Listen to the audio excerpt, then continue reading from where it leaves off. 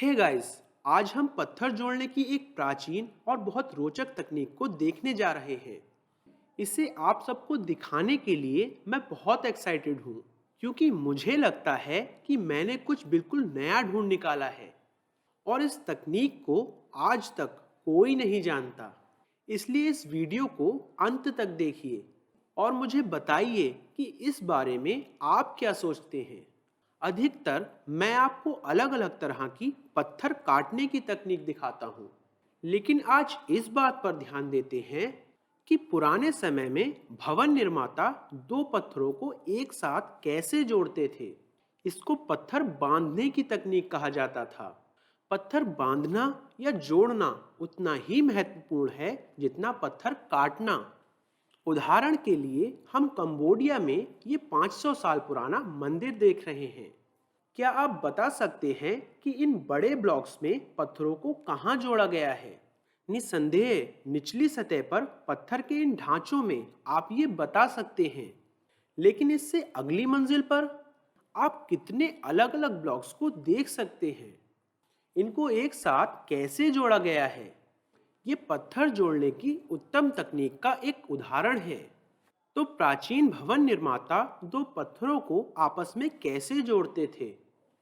Cambodia के मंदिरों में हम पत्थरों पर पट्टी के आकार का ये विचित्र कट देख सकते हैं।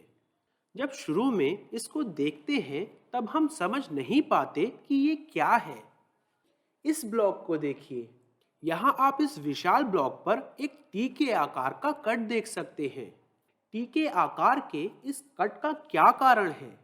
तो मुझे ये समझाने की कोशिश करने दीजिए कि ये टी या पट्टी के आकार के कट क्या हैं। यहाँ मैं एक तरह का नरम मटेरियल ले रहा हूँ। ये असल में एक तरह का फोम है और ये मान लेते हैं कि ये दो बड़े ब्लॉक्स हैं जिन्हें मंदिर की दीवार में लगाया जाना है। अब मुझे इन दोनों ब्लॉक्स को आपस में जोड़ना है। तो अब मैं क्या करूं? मैं दोनों पत्थर के ढांचों पर एक टी आकार का कट लगा रहा हूं। तो मैं टी आकार का एक कट इस ब्लॉक पर लगाता हूं और इसी तरह एक टी आकार का कट मुझे इस दूसरे ब्लॉक पर भी लगाना है। असल में ये ठीक रहेगा कि इन दोनों ब्लॉक्स को इस तरह एक साथ रखकर इन पर एच के आकार का एक कट लगा दूं। तो यहाँ मैं एच के आकार का एक कट लगा देता हूँ, लेकिन इसकी क्या ज़रूरत है? अब मैं इस गड्ढे में पिघला हुआ मेटल भर रहा हूँ। निसंदेह यहाँ पिघला हुआ मेटल तो मैं भर नहीं सकता, क्योंकि ये फोम है और अगर मैं पिघले हुए गर्म मेटल का इस्तेमाल करूँगा तो ये पूरी तरह खराब हो जाएगा। लेकिन चलिए मान लेते हैं ये गर्म ग्लू पिघला हुआ मेटल है। अब मैं ये गर्म ग्लू इसमें डाल रहा हूँ और ये ग्लू इस कट में बैठता जा रहा है।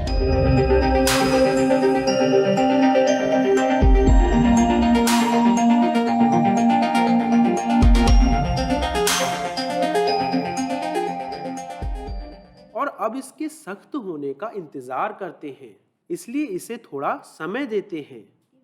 ठीक है, अब ये सख्त हो चुका है और देखिए क्या हुआ।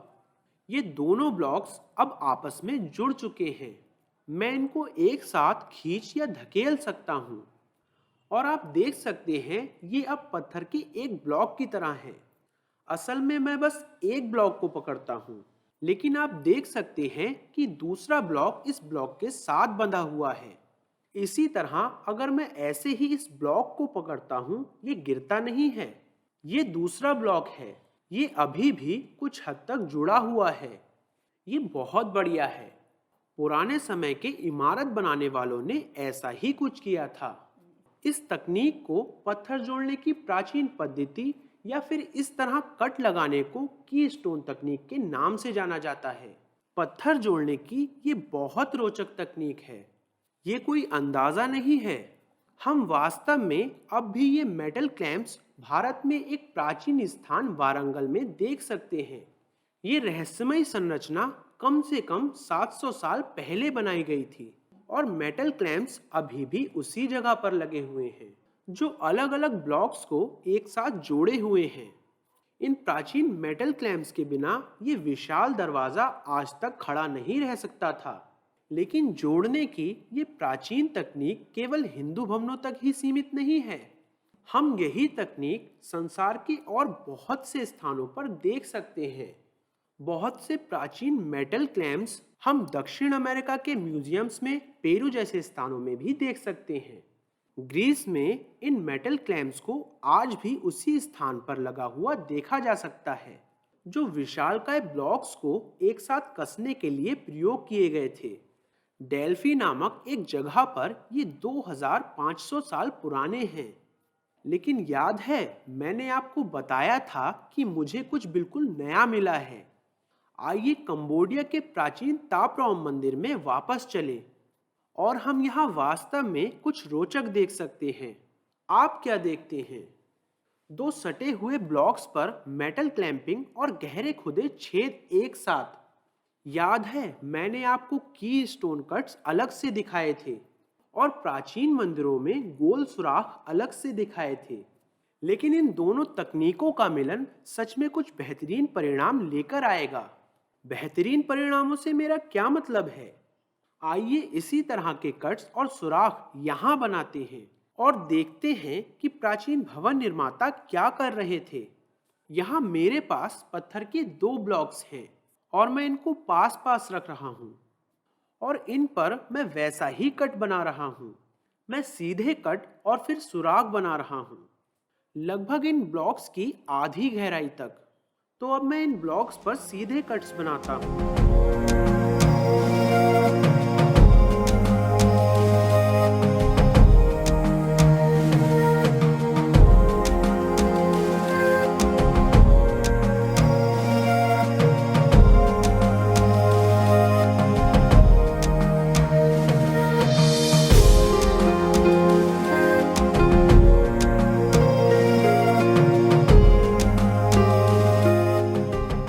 गहरे सुराख बना रहा हूं, तो मुझे दोनों तरफ गहरे सुराख छेदने दीजिए।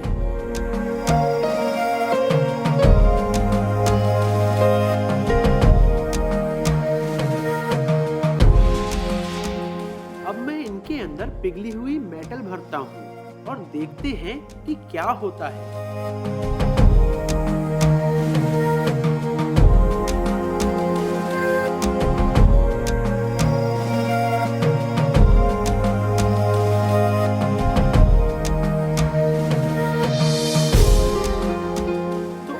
इंतजार करते हैं इन ब्लॉक्स पर डाली पिघली हुई धातु के ठोस होकर मजबूत होने का और परिणाम देखते हैं। तो आप देख सकते हैं कि पिघली हुई धातु या कहें कि गर्म ग्लू ठोस हो चुकी है। ठोस धातु सिर्फ सतह पर ही नहीं है, असल में अंदर तक जा चुकी है। तो यहाँ सिर्फ सतह पर ही नहीं, हम देख रहे हैं ब्लॉक की आधी गहराई तक मेटल जा चुकी है। तो ये ठीक ठाक गहरा है। हम देख रहे हैं सी के आकार में ये इन ब्लॉक्स के बीच से जाता है। तो हमने पहले जो एच आकार का क्लैंप देखा था, उसके बजाय इस तरह कसना ज्यादा मजबूती देता है। अब जो हमने पहले देखा था उसकी अपेक्षा में ये ज्यादा मजबूत जोड़ है। जैसा मैंने कहा था, ये पूरी तरह से नई खोज है। ये एक बिल्कुल नई तकनीक है जिसे कंबोडिया के प्राचीन मंदिरों में मैंने अभी ढूंढा है।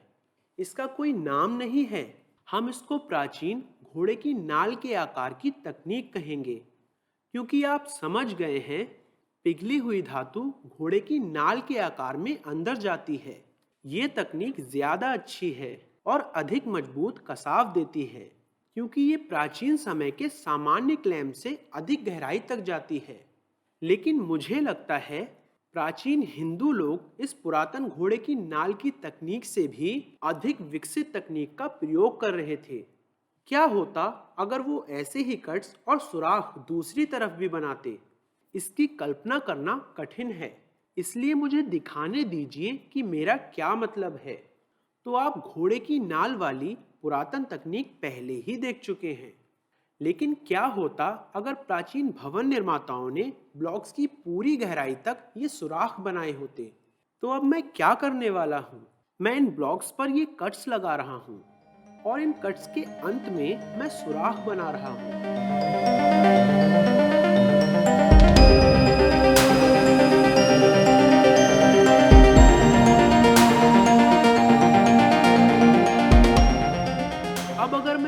आधी गहराई तक ये सुराख करता हूँ, तब तो ये घोड़े के नाल के आकार वाली तकनीक ही हो जाएगी। लेकिन मैं क्या करने जा रहा हूँ? मैं इस ब्लॉक की पूरी गहराई तक सुराख करूँगा, तो ये सुराख निचले तल तक हो जाएंगे।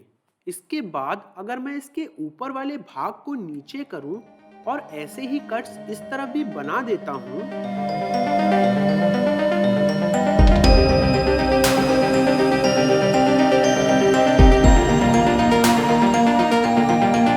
अब मैं इस तरफ गरम मेटल या गरम ग्लू भर रहा हूँ।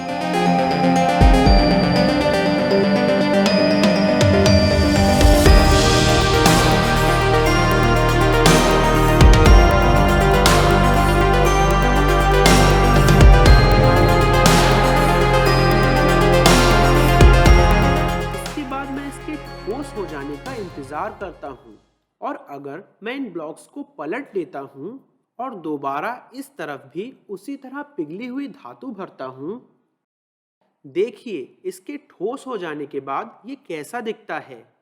अब दोनों तरफ डाली गई मेटल ठोस हो चुकी है, और देखिए ये कैसा दिखता है। यहाँ क्या हुआ है, मैंने एक धातु का गोला बना दिया है जो इन दो ब्लॉक्स को पूरी तरह से बांध देता है, कस देता है। मैंने आपको प्राचीन मेटल क्लैंपिंग दिखाई, या ऐसा कुछ जो इंग्लिश अल्फाबेट एच जैसा दिखता है। उसके बाद हमने पुरातन घोड़े की नाल के आकार वाली तकनीक देखी जो अंग्रेजी अक्षर सी जैसी दिखाई देती है, लेकिन ये इंग्लिश अल्फाबेट ओ की तरह दिखता है क्योंकि ये पूरी तरह गोल है जो ब्लॉक्स के दोनों तरफ से जाता है। अब सोचिए कि ये कितना मजबूत होगा। ये बहुत मजबूत है। आप जानते हैं जो पिछली तकनीक मैंने आपको दिखाई थी उसमें ब्लॉक्स निचले तल से थोड़ा सा हिलते थे, लेकिन क्योंकि इस तकनीक में हमने दोनों तरफ से कसा है तो ये दो ब्लॉक्स अब एक ब्लॉक की तरह हो गए हैं। ये विशेष और एक नई तकनीक है। मैं नहीं समझता कि किसी को भी अभी तक इसके बारे में पता होगा। चलिए इस तकनीक को एक नाम देते हैं। इसे हम प्राचीन रिंग तकनीक कहेंगे क्योंकि ये एक गोले की तरह है जो पूरे ब्लॉक में से जाता है। लेकिन क्या कंबोडिया में प्राचीन हिंदू लोग पिघली हुई मेटल का इस्तेमाल करते थे, या फिर इन पत्थरों को जोड़ने के लिए वो किसी और तरह के पदार्थ का उपयोग करते थे? ये एक बहुत अहम सवाल है क्योंकि कंबोडिया के प्राचीन मंदिरों की जांच पड़ताल करते हुए मुझे अब कई महीने हो चुके हैं। कुछ है जो सही नहीं है। पत्थर बांधने के लिए मैंने बस कट्स देखे, लेकिन उनमें से अधिकांश पर कोई मेटल क्लैंप्स नहीं है और आसपास भी ऐसा कुछ नहीं मिला।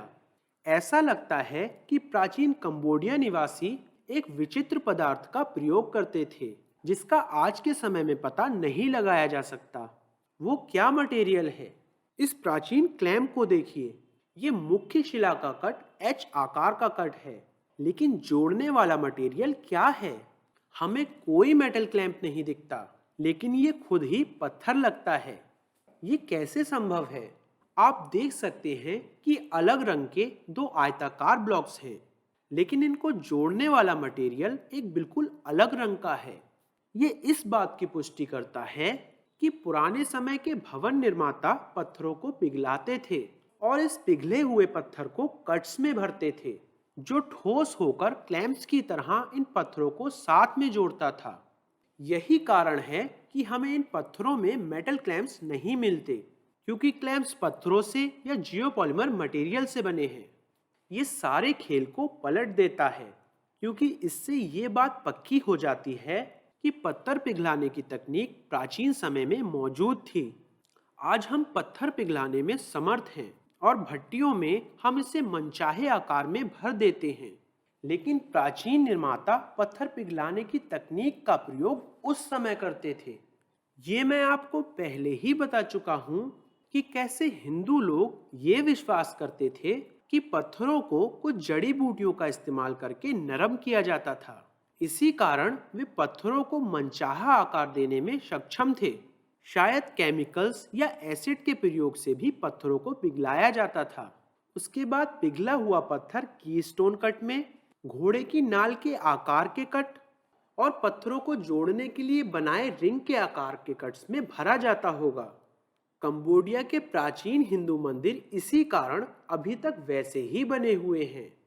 प्रिया विहार मंदिर में इस दीवार को देखिए। देखिए ये किस एंगल पर बनी है। बहुत से ब्लॉक्स के एक दूसरे से बंधा होने के साथ ये एक और झुके हुए खड़ी है। सामान्य रूप से अगर ये ब्लॉक्स ढीले बंधे होते तब ये सब आसानी से नष्ट हो गया होता, लेकिन पत्थर जोड़ने की विकसित तकनीक के कारण ही ये आज तक खड़ा है।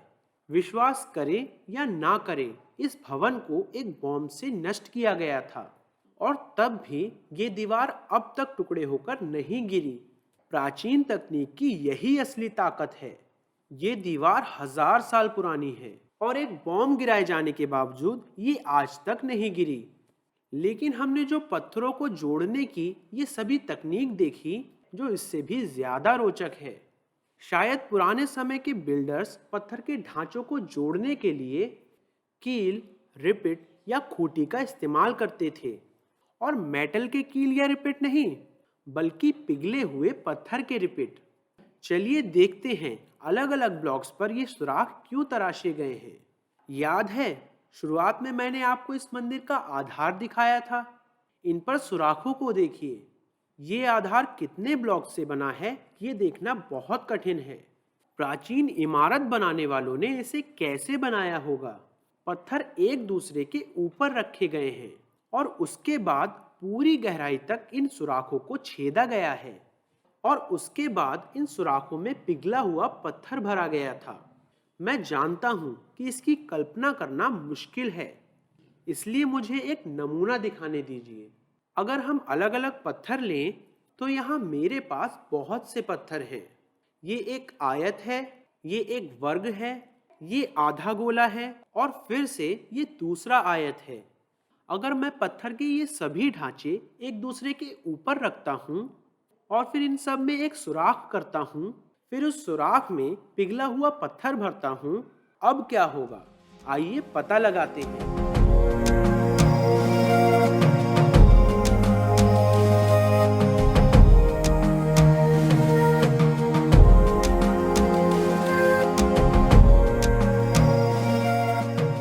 अब क्या होने जा रहा है।